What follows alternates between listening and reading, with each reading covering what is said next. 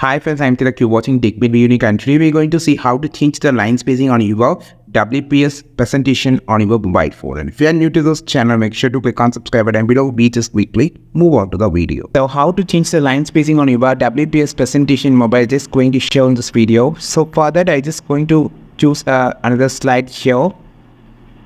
Okay, and now here I just going to paste some points here. And just going to move this. I'm just going to change the line spacing of this paragraph. So first of all, select everything. Just click on it and just select it full line or full paragraph. Now click on this icon option. Now we just see a spacing option.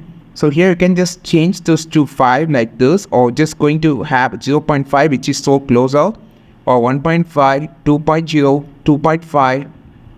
You can easily change the line spacing by using this option. This is how you just change the line spacing of on your any paragraph or text on your WPS presentation on your mobile phone. I think this video helped you a lot. Like this video, share this video, subscribe this channel. We will meet our next video with a super valuable content.